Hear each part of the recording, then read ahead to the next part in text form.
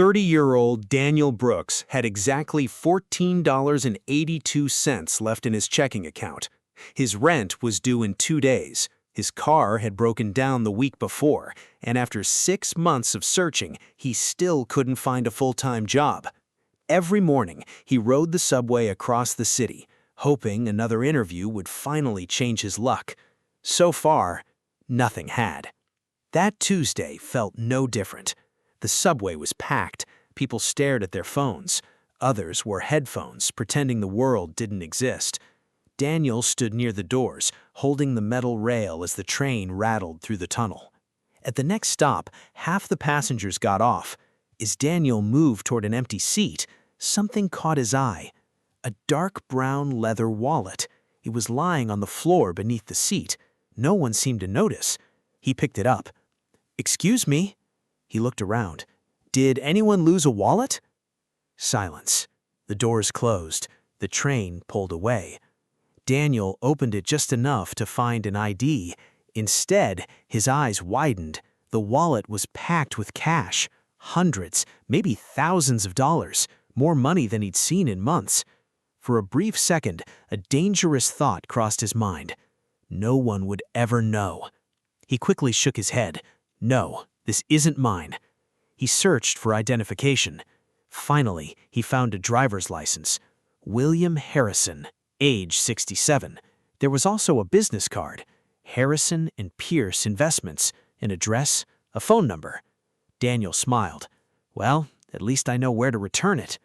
Just then, a man sitting across from him leaned forward. "You should keep it."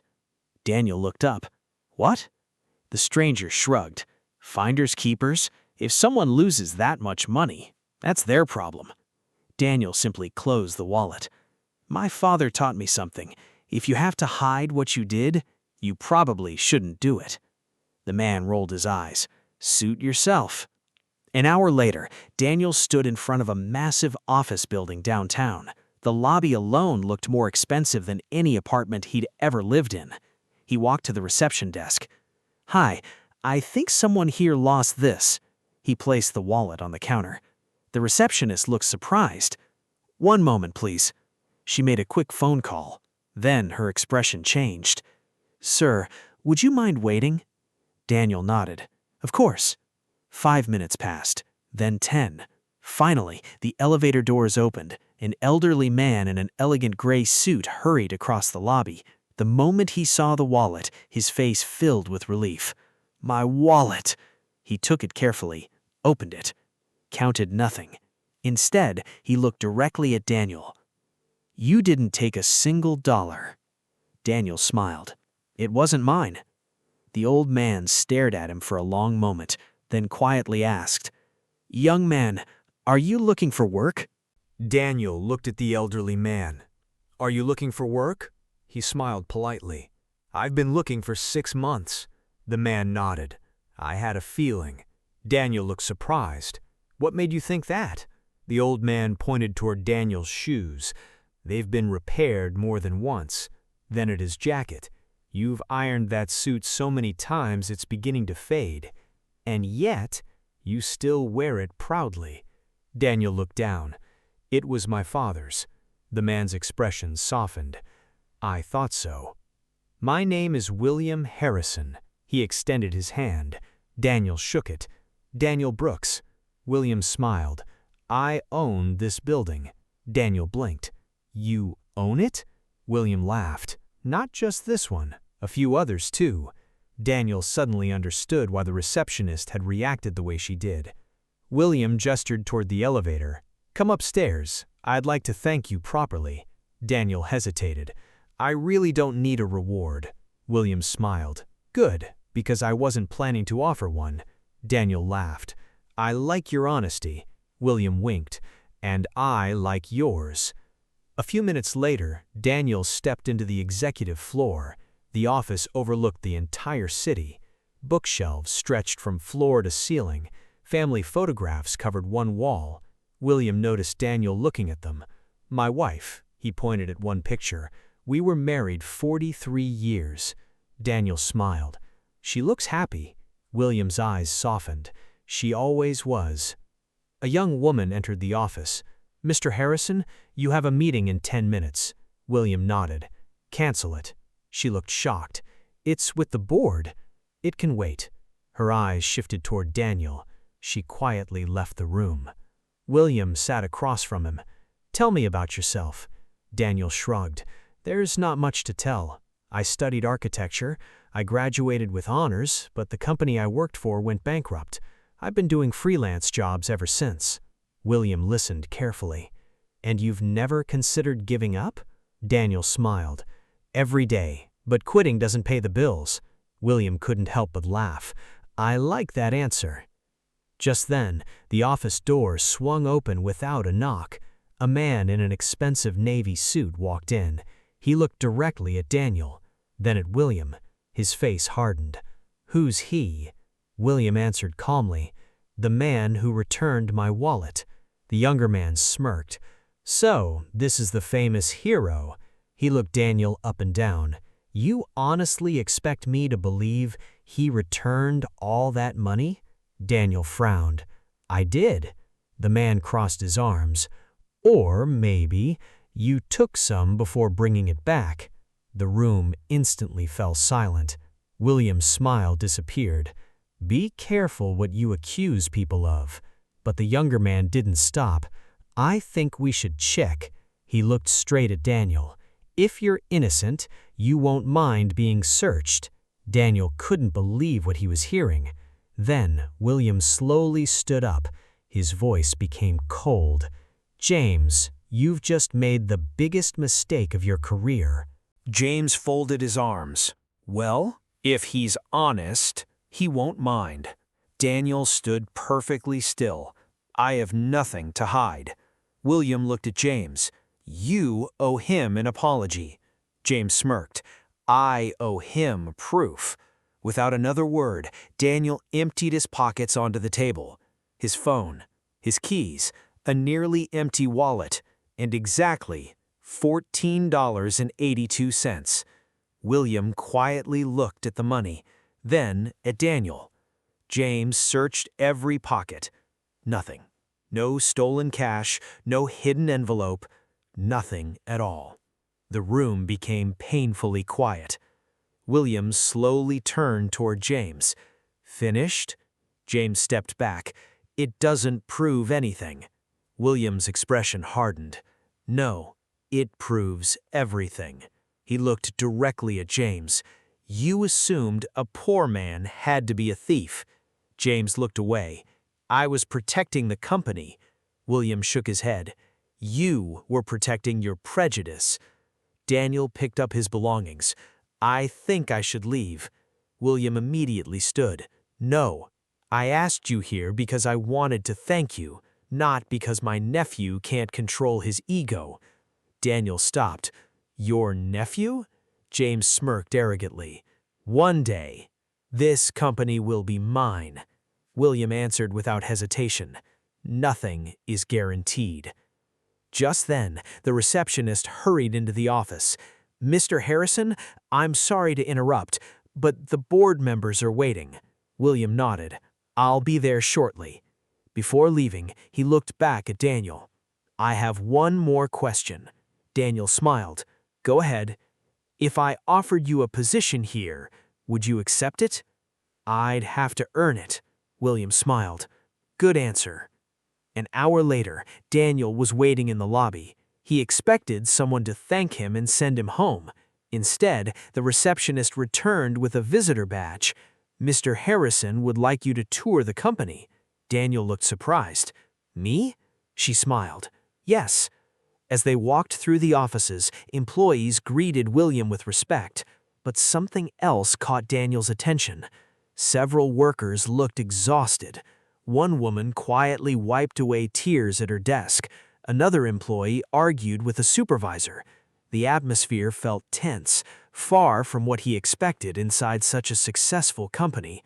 Daniel whispered, "Something isn't right here." The receptionist sighed. "It hasn't been for a long time."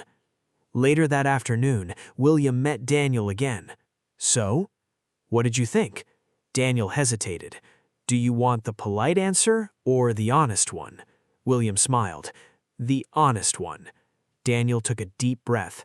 Your company is making money, but your people look miserable. The room fell silent. Then, to Daniel's surprise, William smiled even wider. Exactly. He reached into his desk and pulled out a folder. I've been waiting for someone brave enough to say that. Daniel frowned. What do you mean? William slid the folder across the desk. On the cover were the words, Confidential, Internal Investigation. Daniel slowly opened it, and the very first photograph inside was of James. Daniel slowly opened the confidential folder. The first page contained dozens of financial reports. The second, bank transfers. The third, photographs of James meeting secretly with people outside the company. Daniel looked up. What is this?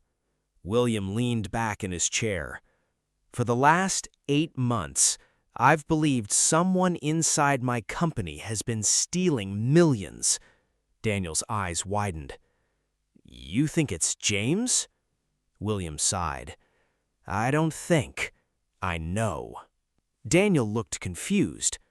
If you already know, why not fire him? William's expression became serious. Because I don't have enough evidence. He covers his tracks, and every time I get close, someone warns him. Daniel frowned. So there's another person helping him? William nodded. Exactly. Daniel closed the folder. I don't understand. Why are you showing me this? William smiled. Because you have something my executives don't. Daniel raised an eyebrow. What's that? They're afraid of losing their jobs. You aren't. Daniel couldn't argue with that. He had nothing to lose. Just then, someone knocked on the office door. William quickly closed the folder. Come in. It was the receptionist. Mr. Harrison, the board meeting is starting. William stood. I'll be there. Then he turned to Daniel. Would you like to watch? Daniel looked surprised. Can I? William smiled. As my guest.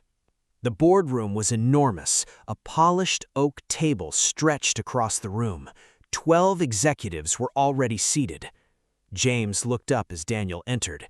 His expression instantly darkened. What is he doing here? William calmly replied. Observing. James laughed. We're discussing confidential business. William sat at the head of the table. So we are.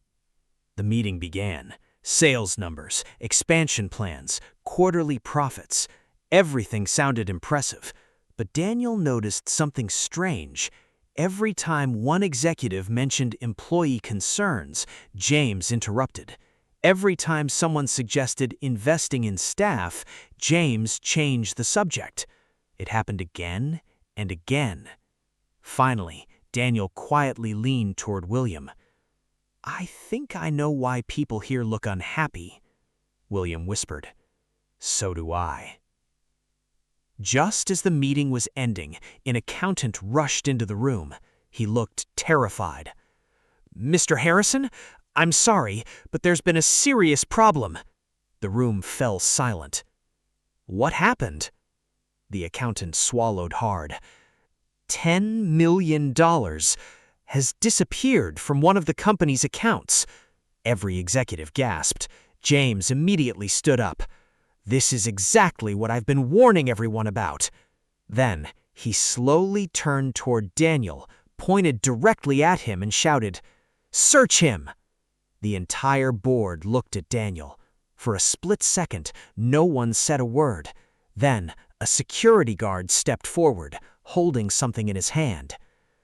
Mr. Harrison, I just found this inside Mr. Brooks's briefcase. It was a thick envelope filled with cash. Daniel's face turned pale. I've never seen that before. James smiled. I don't believe you. Daniel stared at the envelope. I've never seen that before. The security guard placed it on the conference table. Inside, bundles of cash, exactly $250,000. James folded his arms. Still claiming you're innocent? Daniel looked directly at William. I didn't bring that money. William nodded calmly. I know. James laughed. You know? William didn't even look at him. Because Daniel has been in my office all morning. He never left my sight. The room became silent. William turned toward the head of security. Who had access to Mr. Brooks' briefcase? The guard hesitated. It was left in the reception area for about 15 minutes. Who was nearby? The guard checked his tablet. 3 people. He read the names. The receptionist, a cleaning contractor, and, he paused, Mr. James Harrison. Every executive slowly turned toward James. James immediately raised his voice. That's ridiculous. I walked past it. I didn't touch it. William calmly replied, the cameras will tell us. James froze. The cameras? William smiled. Every hallway, every elevator, every lobby. This building has over 400 security cameras. James' confidence began to disappear. Minutes later, the security team returned. We reviewed the footage. William asked, well? The lead investigator connected a laptop to the large screen. The video began playing. Daniel entered the building, left his briefcase beside the reception desk, then followed William upstairs. A few minutes later, James casually walked through the lobby. He looked around, made sure no one was watching, then quietly opened Daniel's briefcase. He slipped the envelope inside, closed it, and walked away as if nothing had happened. The room fell completely silent. James's face turned white. It isn't what it looks like. William slowly stood. No. James looked around desperately. I was trying to prove a point. William's voice became cold. You just committed a crime. Before anyone could speak, 2 detectives entered the boardroom. One of them walked directly toward James. James Harrison? Yes. You're under arrest for evidence tampering, fraud, and obstruction of an ongoing investigation. James looked at William. You'd call the police on your own nephew? William answered without emotion. I'd call the police on anyone who believed honesty could be framed. The detectives placed James in handcuffs. As they escorted him toward the door, he turned back. You think you've won? William didn't respond. James smiled. You still don't know who the real mastermind is. He laughed quietly. Everything that's happened was only the beginning. The detectives led him away. Daniel looked at William.